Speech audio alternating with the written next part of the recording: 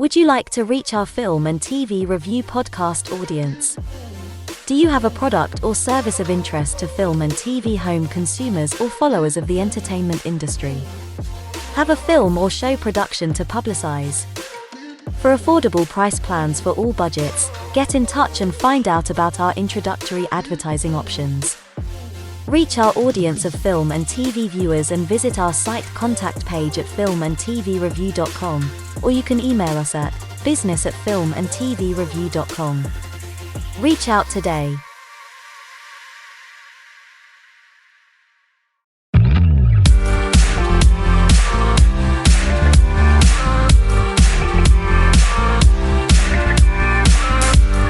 Welcome to filmandtvreview.com. Catch the latest film, TV and streamed show reviews every week.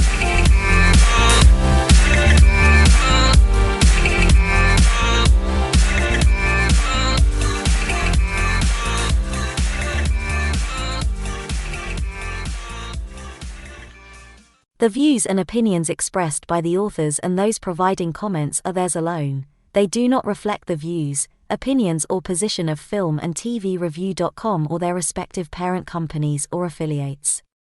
Filmandtvreview.com makes no representations as to accuracy, completeness, correctness, suitability, or validity of any information in this program and is for entertainment purposes only.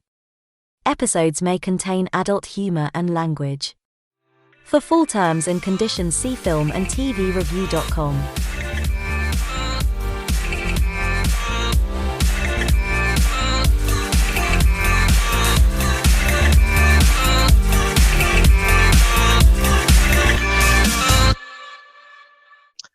Hello and welcome to another film and TV review, and this topic today is on AI as it is reflected in film and television series throughout the eras. It's had quite a few depictions throughout the ages, and from a malevolent force to something a bit more sophisticated in certainly in TV series. I'm joined by Andrew, Richard and Mark today, and so I thought we'd just jump straight in.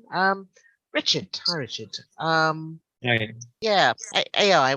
How do you? What's your kind of like think how it's been reflected in film and TV over the years? So you seen it grown in sophistication, or what's your view on it? So I've been thinking about this. I've been thinking about this topic. I think that actually, and probably you have other ideas. You might prove me wrong, but I have a feeling that there are like 2 or 3 different types of AI that have been represented in movies and TV shows, or movies at least. Maybe the most popular one is the one where we have an AI, artificial intelligence, obviously, that becomes self-aware and decides to rebel against its creators, human beings, literally. So the most famous examples are Terminator franchise or the Matrix franchise, to name a few. Then there is another, actually, hard to define, but another kind of AI. I would call it the one which is more accurate to what it's happening now in the near future, which is AI created to kind of help human beings in ways that are sometimes almost ethical with a question mark. I can think about when I was going online and checking actually different movies with AI. It made me think about movies like Her with Joaquin Phoenix, or AI by AI, the movie AI by Steven Spielberg. Why I mentioned this too, because in Her, obviously, you have literally a love story. I think it's clearly a love story between a human being and an AI. And in Artificial Intelligence, the movie by Spielberg, in a way, if I'm not mistaken, Ali Joel Osment plays a robot, but he kind of like Pinocchio is trying to look like at best at best of his capabilities, look like a real boy.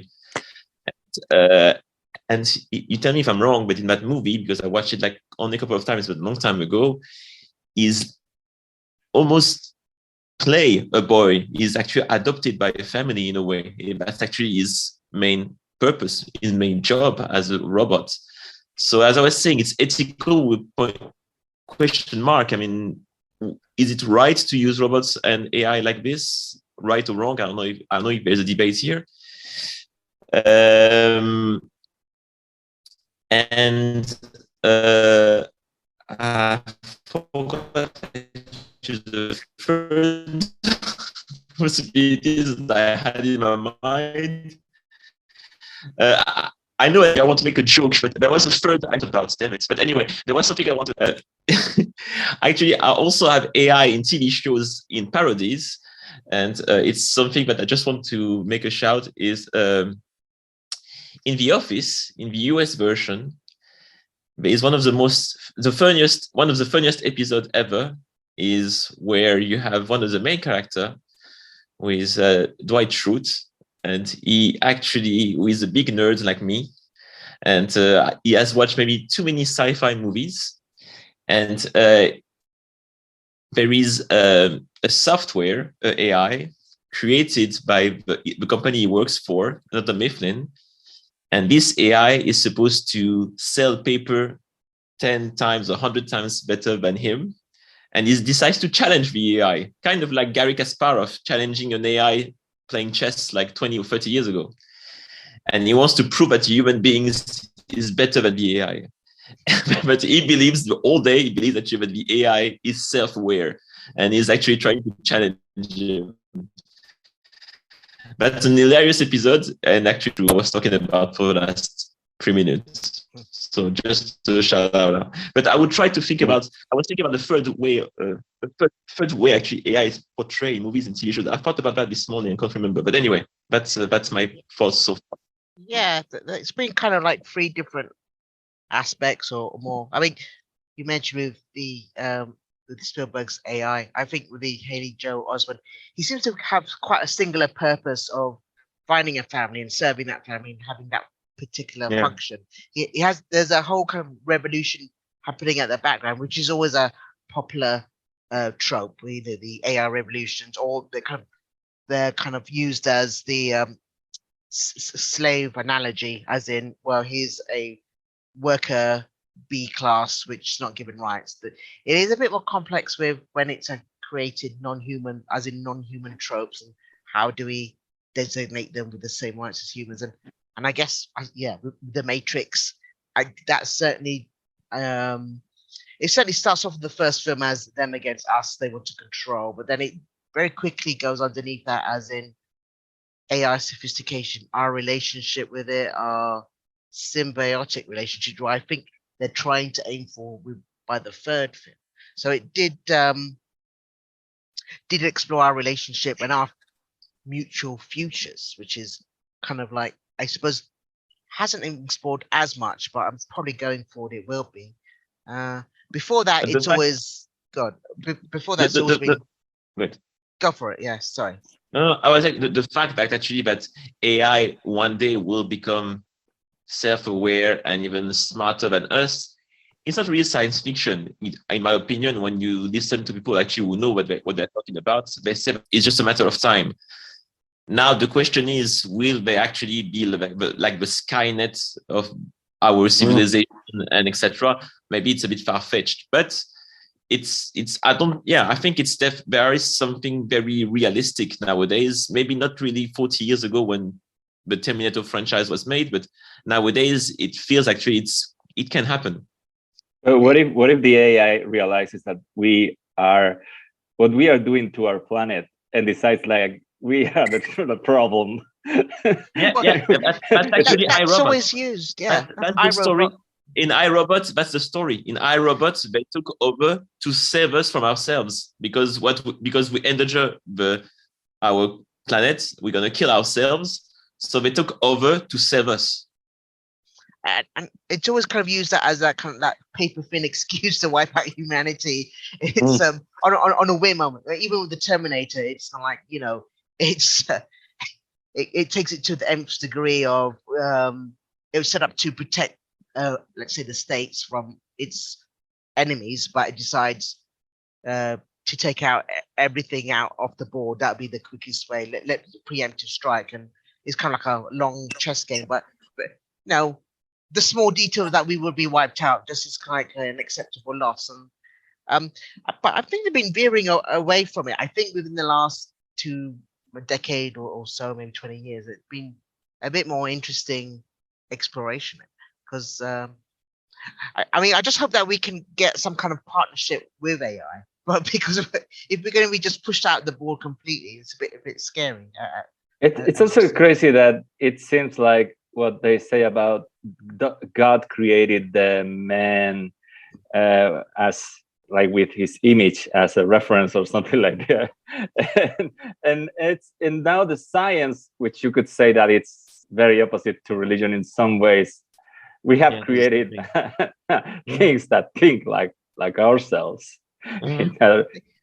They explore it. Another franchise they did explore is I suppose Prometheus, or even before that is, I guess, Blade Runner, which I mean they're exploring the difference between human and android in the 1982 Ridley Scott's movie and Philip K. Dick novel. That was a very interesting take even back then about the differences.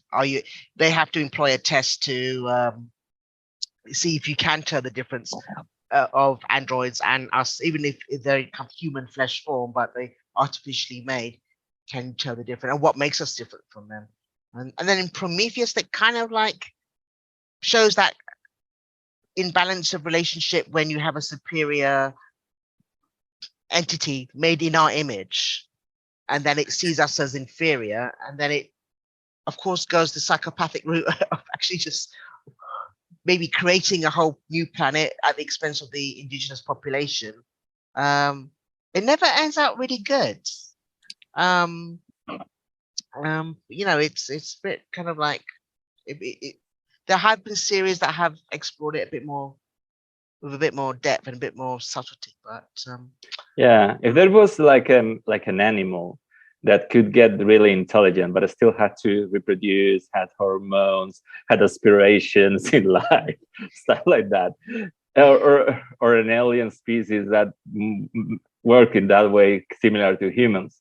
But if it's just like an intelligence that doesn't have a body, that doesn't have hormones, that doesn't get into crazy thoughts, well, they don't have much to do, really. You just follow instructions.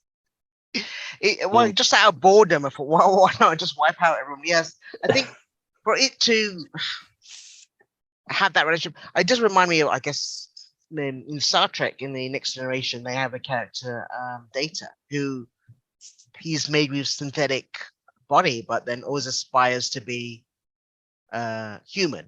That's his goal. And I think in the later films of the franchise, they do tend to replace a bit of his portion of his skin of his hand with skin, and using the sensations and all that. And so it's kind of like, you know, a merging of us and them seems ultimately in some of those films.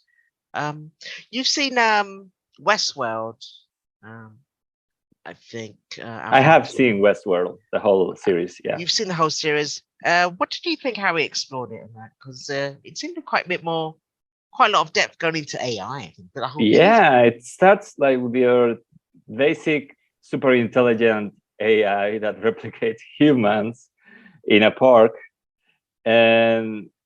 but they are unaware, let's say, and this is like an AI that follows instructions, and they repeat, like, let's say, a plot or a storyline that the real humans had put into their brains. So they have different ways to react like humans, but they just follow a storyline that place over and over and over again. And then some of them get a little bit more like, I don't know, frustrated with their life and start exploring what would be why let's say why they exist and why they have to do always the same things, kind of like that.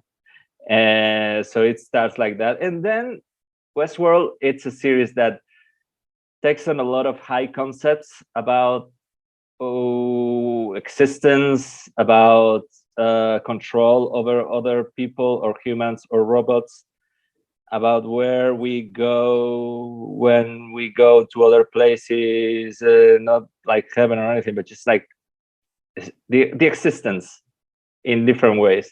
So it starts to be a lot more theoretical, I would say, and it begins like to tell you big concepts with a budget that more or less stays the same. So you kind of imagine sometimes what is happening on a big scale, even if they are in a city. They tell you, well, all the souls are here and all the AIs are there, and we are trying to dominate the whole universe and whatever. And then you're kind of like, yeah, I think I'm following, and you are winning, or the other side is winning, or whatever. So it's interesting. It's a little bit flawed, I would say, but at sometimes when it really wants to get high concept, I appreciate it. Yeah, it kind of remarkable from its. Originally, there was the I think the Michael Crichton novel was made into a film, Westworld originally. More of the basic malevolent AI just hunting down humans because it's part of its programming. Well, told to, that was part of the game, but then it just takes its safety protocols off. But then with the series, I think it came, a few decades later, which was, I think there's only been 2 or 3 seasons. I can't remember. Westworld, I think, has at least 4. Oh, it's 4.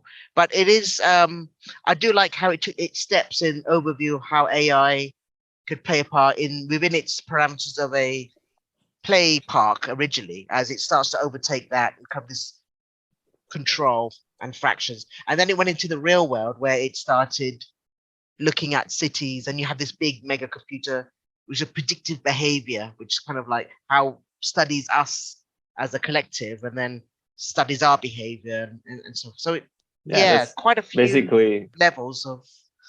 That's basically AI, just studying and repeating. And is this a dog? And is this a dog? And is this a dog? And humans click on different dogs and say, yeah, it's a dog, it's a dog, it's a dog. And then the AI says, okay, all of them are dogs. Okay, thank you. It's but it explored that quite well for the series in recent times. Right. Well, I think around what kind of highlights of that's caught our eye in film and TV. Andrew, you've any films or TV that's kind of like really you thought highlighted well AI or even badly, but yeah, I mean, there's kind of a mix of all of them, and I think it started off also with talking about like the AI things going wrong, like the Terminator, the Matrix. I would say more the Animatrix than the Matrix, and then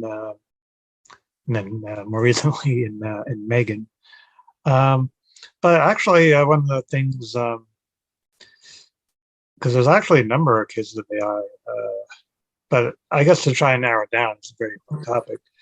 I like the different ones they show on Black Mirror, because they show the mix of AI going wrong and then AI being abused. And the latter one is, I don't know if it's unique to that program, but the idea that you have digital copies of real people, and these digital copies think that they're the actual thing, the real deal, so to speak.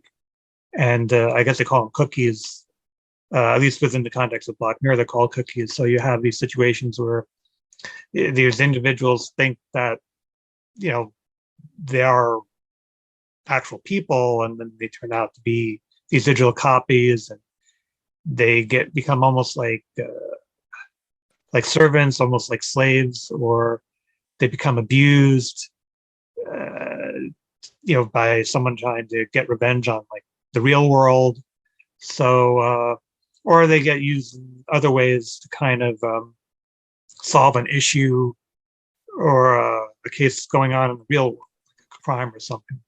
So, and it's just weird because you start out sometimes you look at these and you think like, oh, this is like a real person, and it's just a digital copy. And there was one episode, I won't get into like the spoilers, but you follow these people around, and it turns out that the whole thing is just inside an app. So that was one of the episodes. So it's like they're not even remotely real. They're just algorithms put out by an app. So they do all kinds of stuff with the AI. Then you also have those robotic dogs who go around killing people, and that's the case of the AI going horribly wrong. Then another example that just came to mind, but I don't know if I should mention because again, spoilers, because it's not clear that it's AI. But it's from a Japanese film from several years ago. Came out in 2015, pretty violent film. But you're wondering, there's all this weird stuff going on, and it turns out that the character is not a real person, but they exist only inside a video game. So I don't know if I should say the title of it because, Well, go You had ahead. the Ryan Reynolds movie, that the one that starred Ryan Reynolds and Jodie Comer and Ryan Reynolds. Yeah. No, I'm not talking about Free Guy. I'm talking about a Japanese film from 2015. Yeah, I know. But I was saying that you also had that one, which I don't remember. What kind of guy was it? Free Guy. Free Guy. Guy. Yeah, it was Ryan Reynolds and Taika Waititi. Yeah, he was like the villain in that film. So You did remind me of another Black Mirror episode. I think, I can't remember the title, but it was, I think, it was to help with relative that had deceased. And so what they had a program which would, those who couldn't get over loss, they had a program which would copy their brain and actually Be Right Back, I think it's called. Kind of have them around, but then it's like, well, this is an artificial what the responses of that person would be, but then it takes it to the nth degree. It's like, well, it's this stuff seems to unravel, but it's kind of like it's quite interesting looking at that bridge between what's an approximation of, say, a real person and what the artificial one is, and why it's an artificial one. What is that difference? Which I think is the quite interesting territory is when it's trying to see the difference between us, or say a human being, and then a machine, which is just a copy, but then how much of it has its own automated brain function? But which I guess because even with chat AI programs and versions, it's more of collected facts and figures put together and sentences, but then at what point do you say it has sentience, which is always been a trope of sci-fi stuff. Yeah, I think that's the Turing test. Yeah, the Turing test. Yeah, that was actually that has already been over. I mean, it's the new the new AIs. They can pass as human pretty easily. Yeah, not all the time, but Wait, so it can fool someone. Test is, yeah, they can fool someone and they pass the Turing test. But then I guess it's like what other areas where it would go with sci-fi as in looking ahead. It's us. Are we in the process of our age of men coming to the end, and then are we going to have a hybrid relationship with them? Where it's do we get augmented? It's those kind of things. Are we going to lose our humanity by having this kind of robots that people will use to have sex with, to do violent acts towards, to do all these things that well, seem that's out there. That's what explored in Westworld, because it was certainly in the movie or even in the TV series. They had Westworld, but they had the Roman Colosseums or the Roman Empire and medieval world, where you would bring out your basic instincts because they basically had no consequence on those androids that were looked for intents and purposes human. So that's you doing an act to a human being, which even the series explored, shooting, killing, and whatever to a being. And then how does that change you? I think it is well explored in Westworld and in the series as well. I think the question is, but at what point do you consider a robot to have rights and to be considered as a human being? Because as long as in sci-fi, especially, but maybe in our own future, you consider robots to be literally, nothing without a soul, without rights, and being like slaves, people will actually do whatever they want with these things, to be honest, without any, and it would not go under the let's say the umbrella of justice and law, to be honest. I think at the moment that they can prove that they are experiencing something similar to suffering, in that sense, in the sense that, because it always happens that these robots are not sentient, but if they were really sentient like humans, and you could compare the artificial intelligence would go as far as, let's say, that frontier of really feeling that they are depressed, suffering, that they are, maybe then you would have to think about it. I think we can go back to a film that we mentioned earlier, which explored, that our relationship, their relationship, how they feel, if they do feel like in the film, Her, with Joaquin Phoenix and I think Scarlett Johansson plays the voice. I think. It is kind of like, it's a nice kind of like premise of an operating system that's basically can do anything, but has basically an AI which can anticipate your needs, but then it has to get to know you, and then we become more the victims as we kind of delude ourselves that it's a real relationship, or it does feel real to the operator, which is the Joaquin Phoenix character. He kind of, it is like you said, Richard, like a love story, but then from the AI's point of view, you kind of find out that even though it feels like a very special relationship between the operator and the operating system, or Her as it's called, they're actually evolving, and so they're having relationships with other people, thousands of other people. So it's kind of like we seem to be under the delusion of putting feelings and relationships onto inanimate things, which is just doing the best copy of responses. So, and he knew. I mean, it's easy to know that they can call you sweetie, I love you very much, and it's not. But at the same time, it is true. But at the same time, it's a bit sad because that guy clearly, in the movie, had difficulties to connect with the real social society.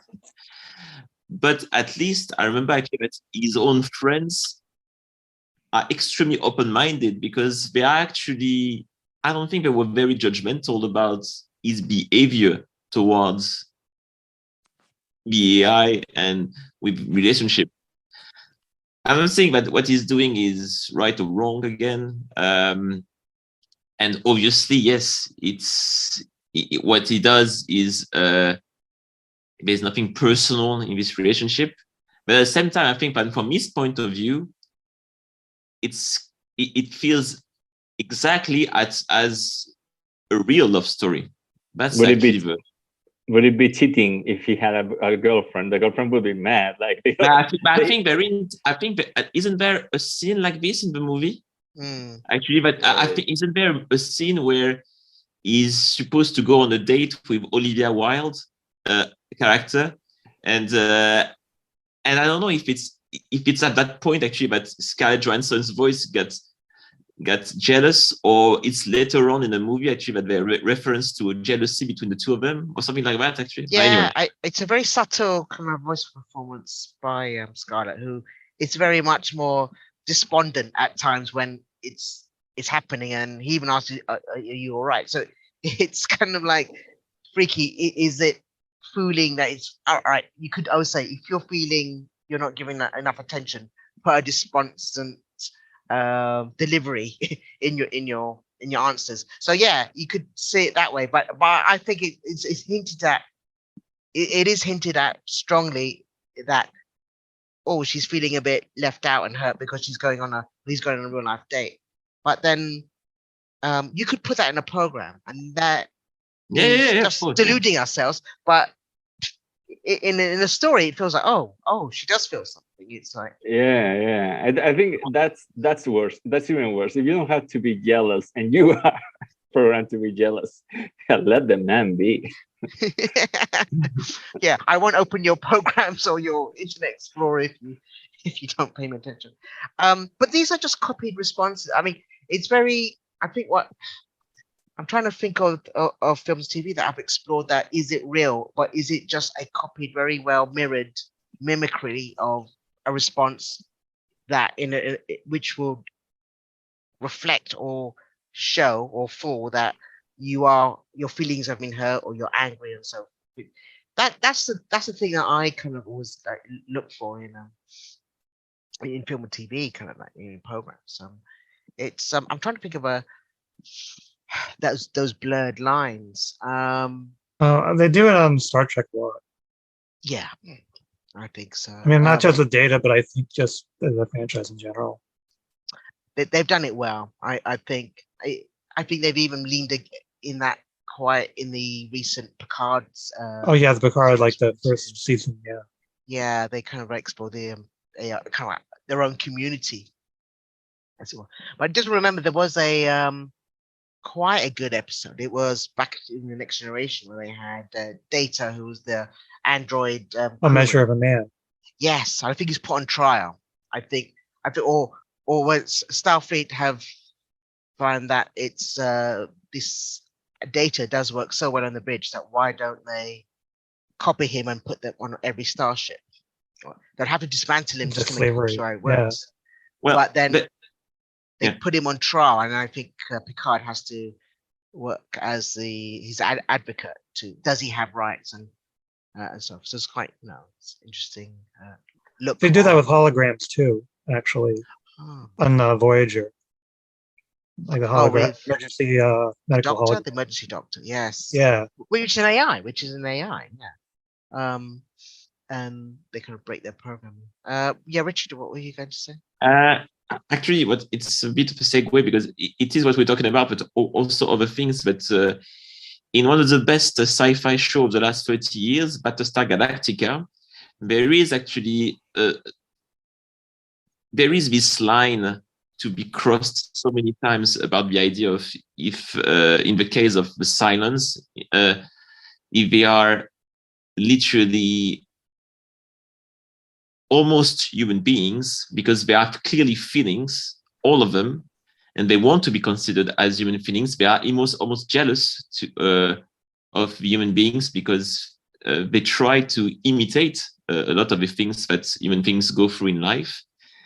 And at some point, even they say that they believe in God. They are actually the real chosen ones, the real God creations, and not the human beings. And they are actually two couples, human robots actually, who actually first of all love each other and have sex and actually get pregnant, to go to as far even further than the movie Her with Joaquin Phoenix in a way. And again, in fact, that show is amazing because there's so many debates actually created, so many debates on and off screen about what he's trying to say about our behavior towards robots and towards different species getting together or hating each other.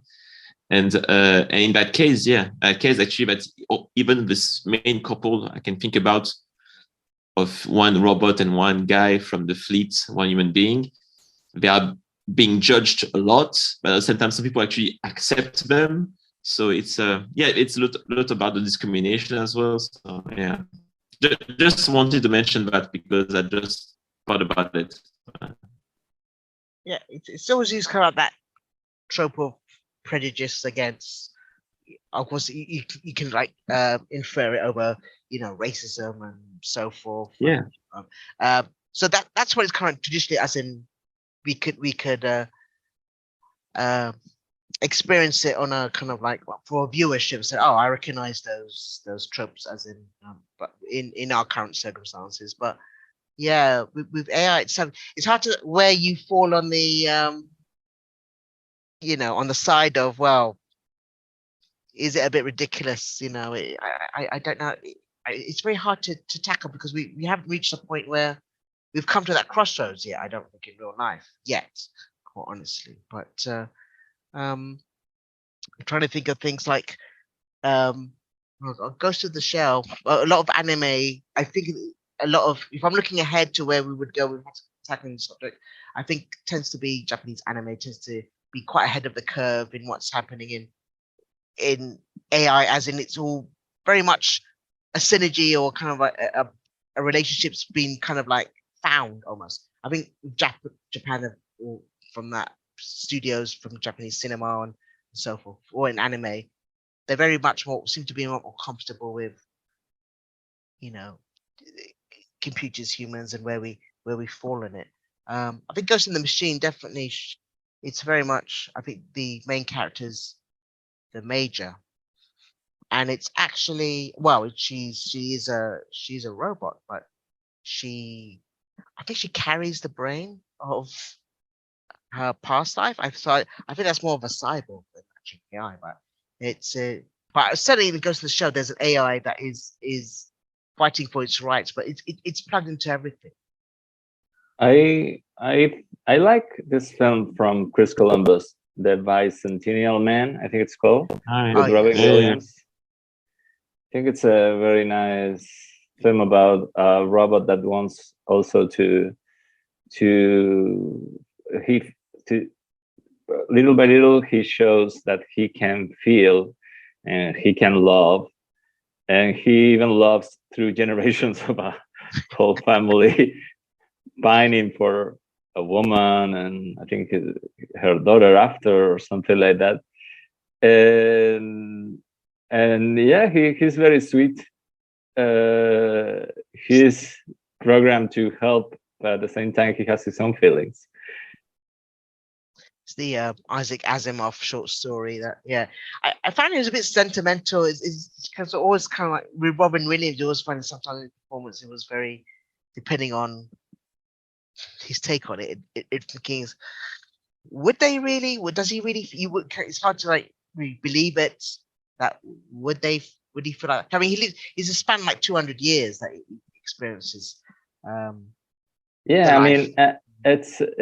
I think in the end, it makes you think not about robots but about yourself and how your thought processes and falling in love and everything. If it can be replicated in that way, or how it works inside of you, if it can work in the same way in a program. Let's say if you're not so special, but you're just a series of circumstances and needs and things that can happen to a robot as well if they have the right programming and the right set of circumstances that lead them to that thing. So it kind of makes you feel less special in that sense when it's something that you do can be replicated, not only like things that have to do about that databases that you have that are put into action when you work, but it's funny in that film because, I mean, towards the end, let's say he actually wants to actually die, which is begs me the question: do AIs want to die?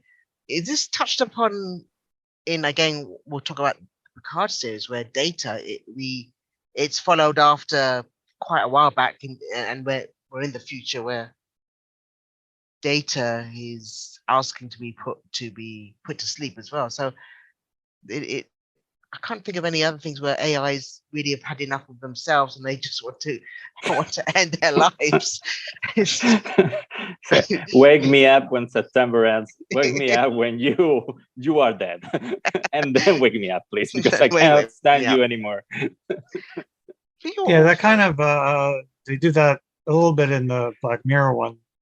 Is one I'm thinking of, but there wasn't necessarily intentional. It's just because it was like, well, they didn't want to be trapped in a situation anymore, and they thought, death would be better than the circumstances they were in. But then they wound up not really dying. So, yeah, it's quite interesting to see. I mean, it is quite with AI. I think it's becoming portrayed as a new race, or like we become like the god figures, and almost we've reached whatever our limits were, and so we either create them to give us a more scope of experience by living through them, like having children, I suppose. But so they've always kind of those interests. It tends to be for dramatic purposes, fighting for their rights and so forth, which I think it's been done. Yeah, I mean, I'm thinking of Blade Runner, but even Blade Runner 2049, I think it was. Again, it explores that, from being served, they're always fighting for their rights. So they've come to this level where they're servants, but then the replicants. Yeah, replicants, which is a bit, because I always thought they were cloned or the grown, but they actually are AI, or are they kind of grown? It's a bit. They are created. How they're created by the company. Yeah. Yeah. So that even their brains, they're thinking and responses. So it is on that level of control, but that's with, I guess, biological matter or something that looks like it as much as it can. So there's always this kind of like very gray area with that. Yeah, but in movies they don't create political parties and do lobbying for like a century until they get rights. They always take action violently because it's a movie, and you cannot be like, I'm gonna wait here for a few decades until I pass this It's law. quicker. It's quicker, yeah. Just to wait us out. Yeah, I think we're doing a good job to wipe ourselves out. I don't know why they want to wage war on us all the time. Or they want their own land, and thinking, well, yeah, fine, whatever's left. Actually, in the Matrix franchise, I think Andrew mentioned the Animatrix, in the origins of the whole story of the Matrix. It's in an animated movie called The Second Renaissance. You have how they show actually how the robots took over, and in a way, actually, they first tried to lived with human beings. When they became actually self-aware, they tried to have a seat at the UN. They tried to have their own nation in Middle East, etc. And there was peace, etc. And it is implied that it's more because of the human beings than robots that war started.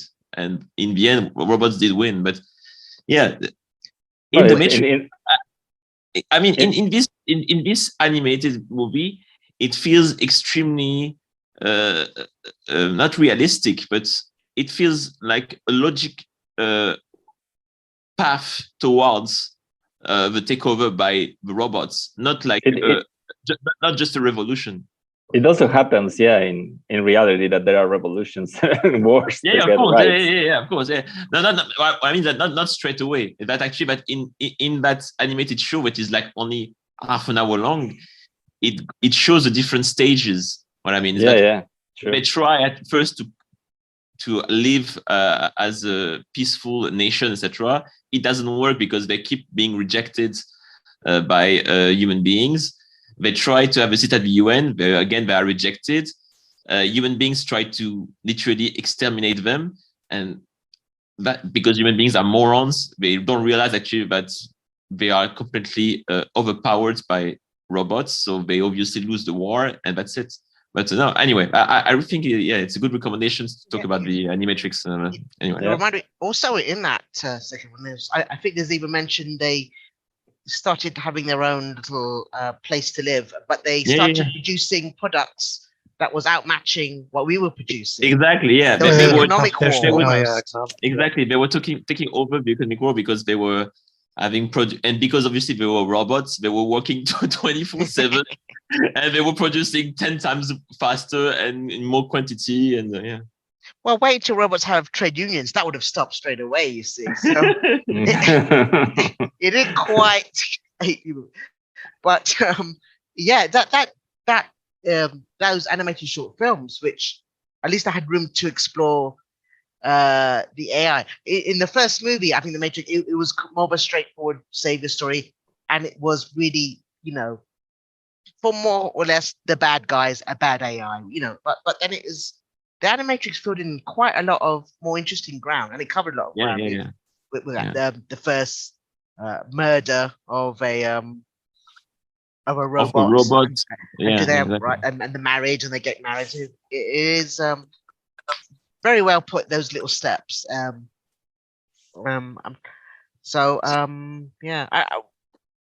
What did you think of the revolutions? Because that should have been a natural extension of AI, but it's very muddled. I'm trying to make if it made any commentary at all about AI, but it didn't. It just repeated itself.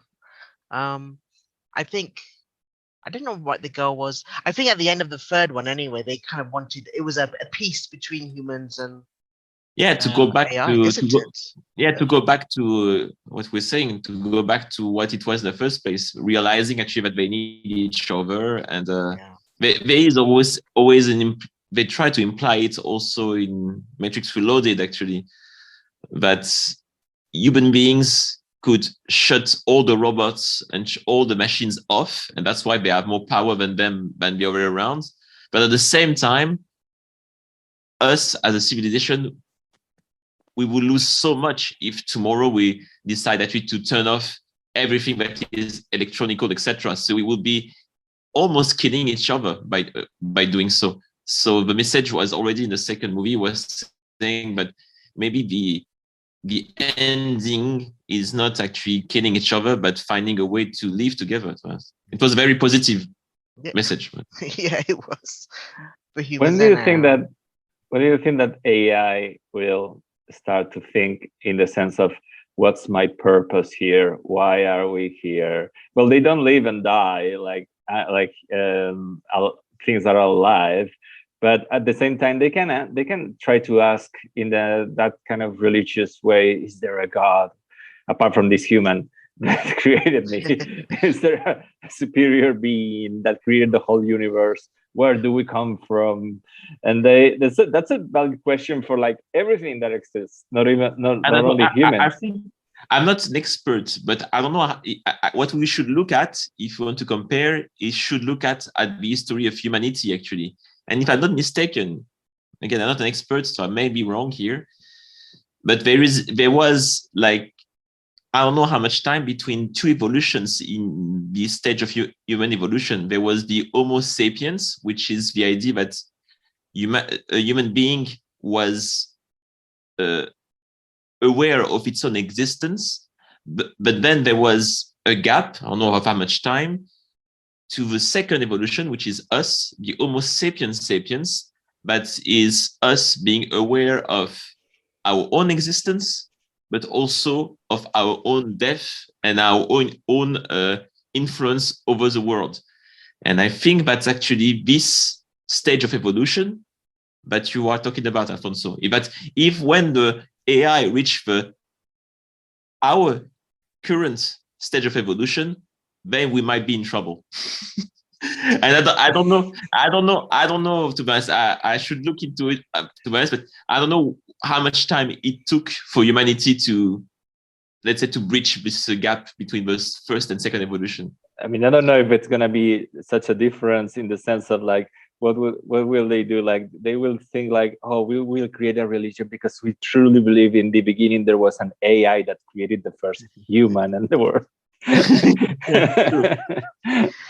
um, I think even go back to the Matrix, what the programs feared themselves, certainly the older programs, was deletion or being obsolete.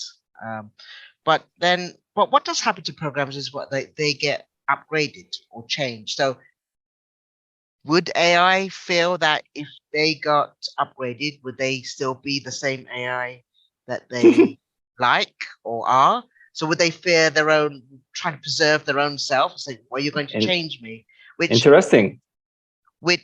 maybe with our evolution, say we want to augment ourselves, we want, to think faster or so forth, remember a lot more, that we augment ourselves either with some kind of AI, then we have to ask how much of that is me and how much of that is Don't upgrade me.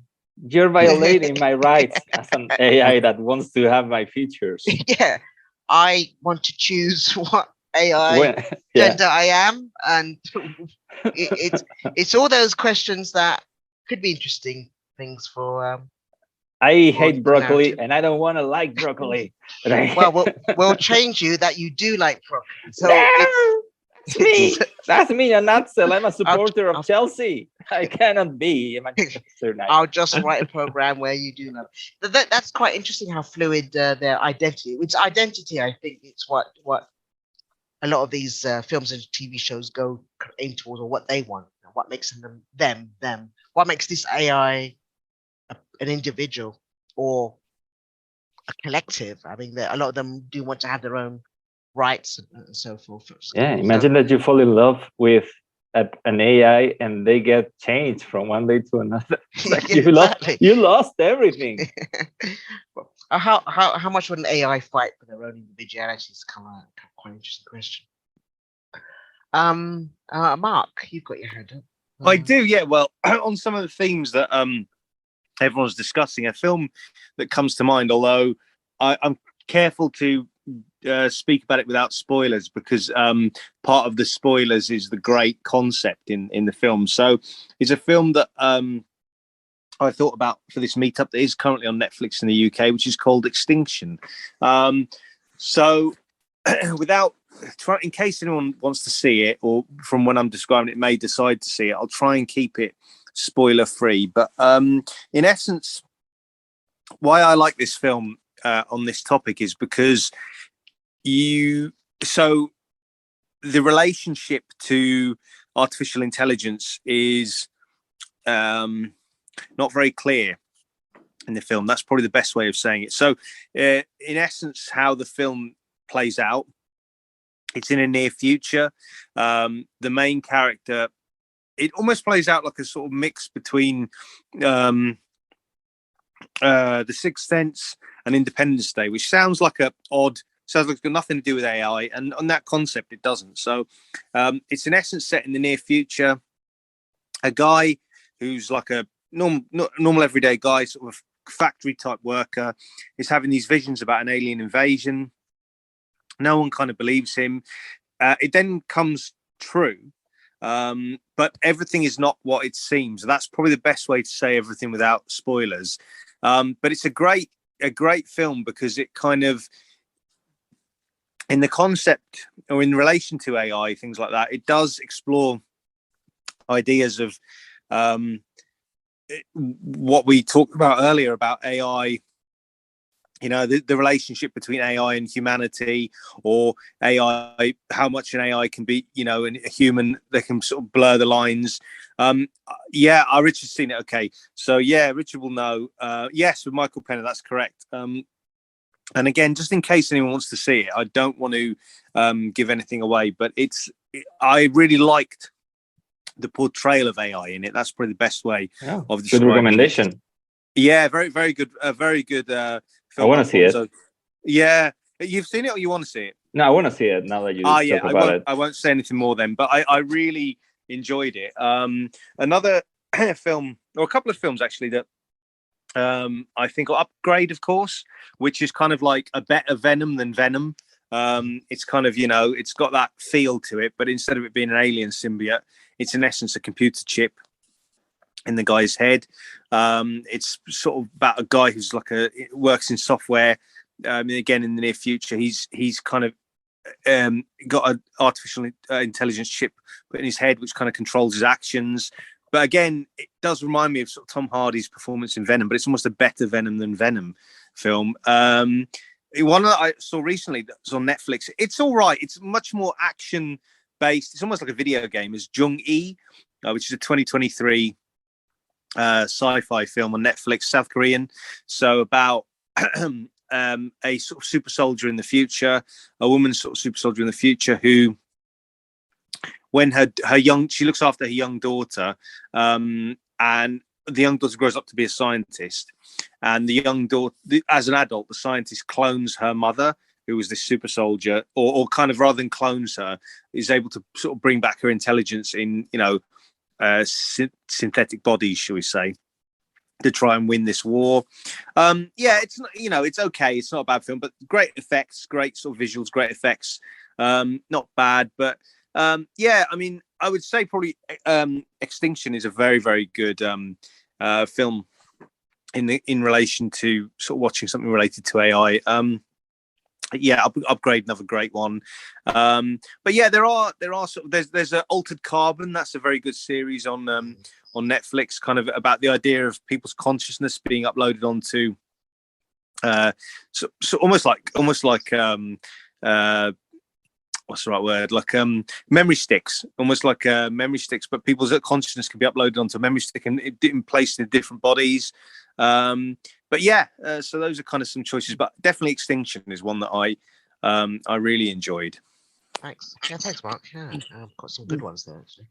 I always forget my memory sticks everywhere, so it's not good for me.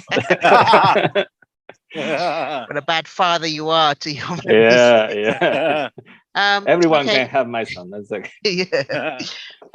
Okay. Well, we can just quickly go around the room. Any you can pick any maybe recommendations before we end of highlight to those who maybe not new to AI in films and all that, but any classics you want to recommend. I could start off. I think I will recommend one that I've just come to mind, but of course it is involve AI. Is 2001.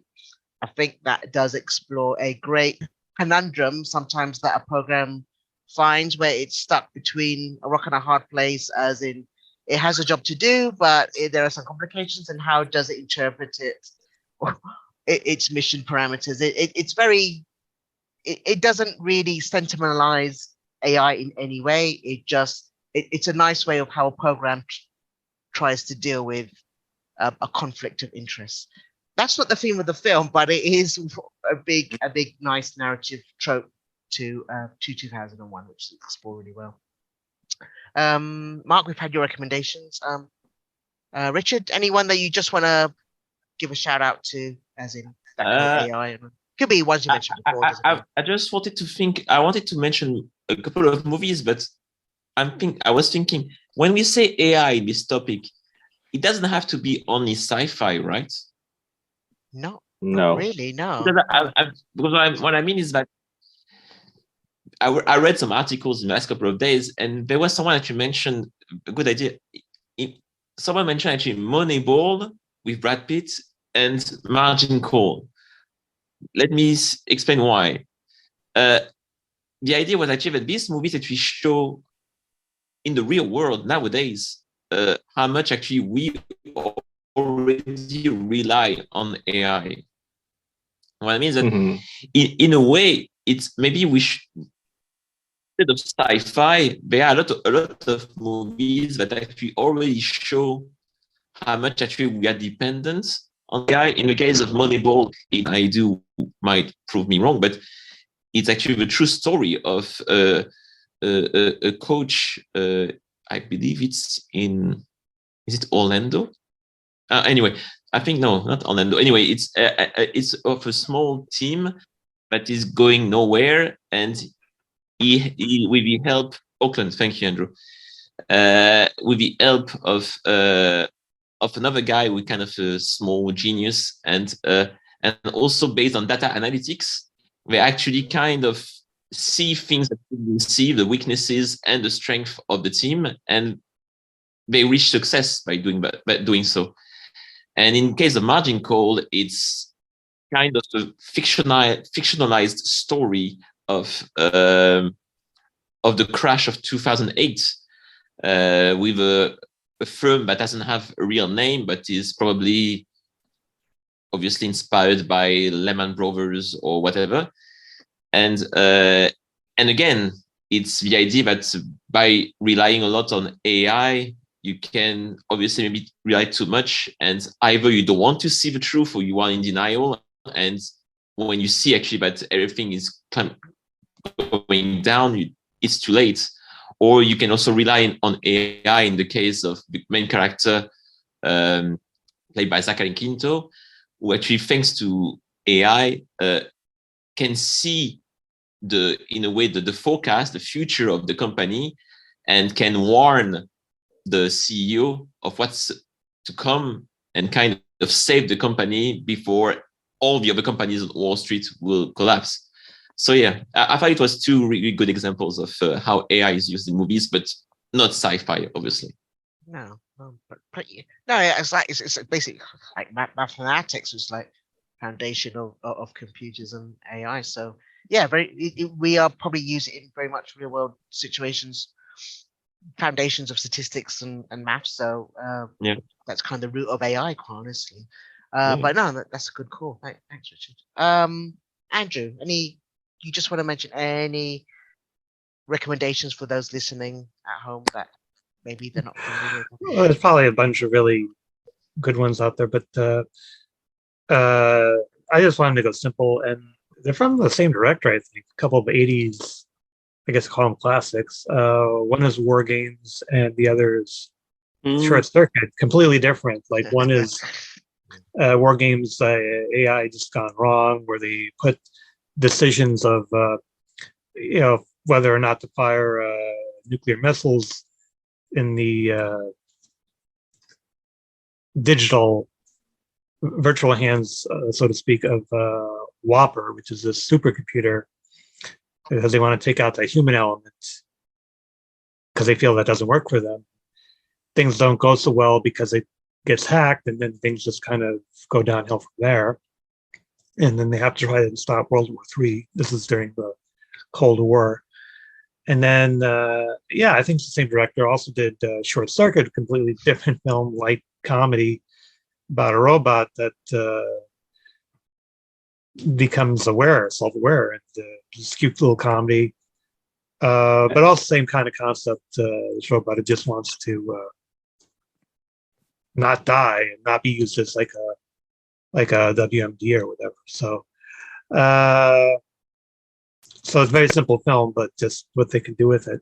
So I just wanted to mention those. He read really fast, that robot. I was always jealous. Oh, Johnny number 5? Yeah, he read so fast. Yeah. Yeah, he's very he's a speed reader. He's a super robot, but he just doesn't want to die. He doesn't want to be used as a weapon. So, also, I didn't know if you wanted me to mention that Japanese film, because again, spoilers. Yeah, the title, sure, it'd be great. It was. It's called Tag. It's from 2015. I don't know if the Japanese title is off the top of my head, but it's a because a lot of films call it Tag. But yeah, it's kind of a lot of weird stuff is happening. A lot of I just stereotype weirdness in Japanese films, but it turns out there's other stuff going on. It becomes part of this simulation. So and you kind of sense that something's going on, because just even by the standards of unusual films, you kind of figure there's like a pattern there. And then there's and just one other thing is you mentioned Star Trek on the third season of the Orville, which is basically a Star Trek, I don't know what name. They also did the background of one of the villains on this show, the Kalon, not Cylon, Kalon, these robots, and you find out that they were abused by their creators, and they were like really abused. So you kind of, even though you still see what they do as villainous in the present, you kind of understand where they're coming from. It was from a really messed up situation, so they kind of had to rebel. So. Thanks, Andrew. Yeah, that's good. Good titles there. Um, Alfonso, anything you want to just throw to those maybe listening at home from that Well, could recommend? first of all, I would say I am impressed by how many classics involve AI, robots, and I already said Bicentennial Man, which is dear to my heart, and Ex Machina. I always it's one of my favorites.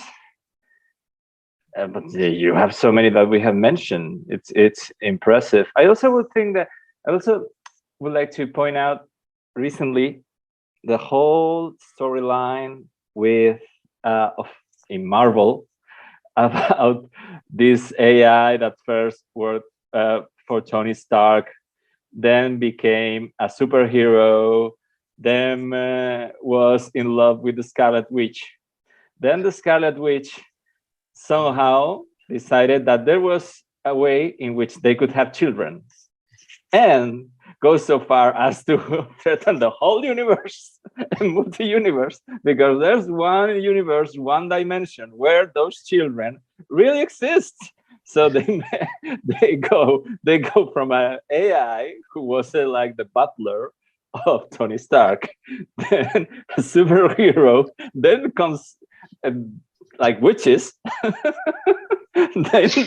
Those two have children, which I guess from the witch side is okay, but from the AI who has what kind of body is that? I don't know. Vision. I think it's the name of the guy. Yes, I think he has somehow semen. I don't know. It's Yes. like, well, I guess when you're a witch and you have some kind of a body, you can make wonders. But and that's how it goes. And I don't know how it all ended up, but it's like I don't remember. It's somehow Doctor Strange was there, and America Chavez was it America Chavez? I think it was the girl was there involved. But the girl just had gone so far.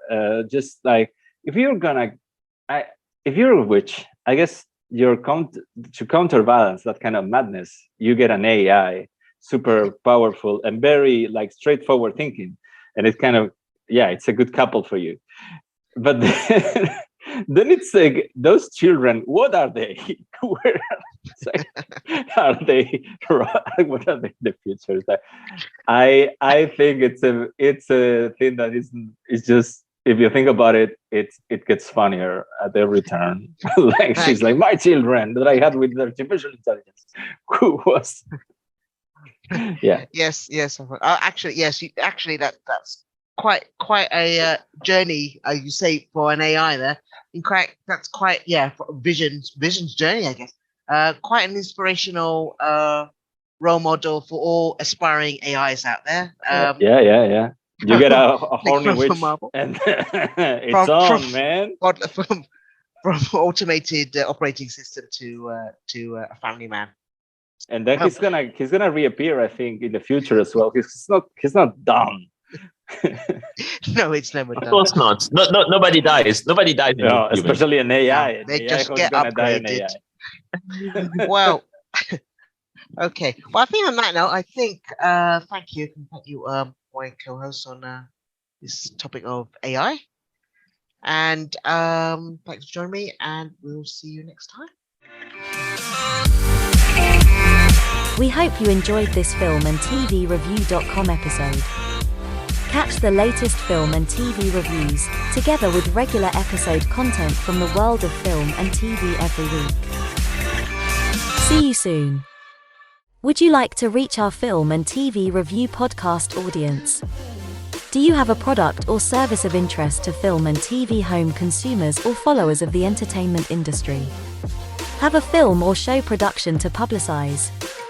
For affordable price plans for all budgets, get in touch and find out about our introductory advertising options. Reach our audience of film and TV viewers and visit our site contact page at filmandtvreview.com, or you can email us at business@filmandtvreview.com. Reach out today.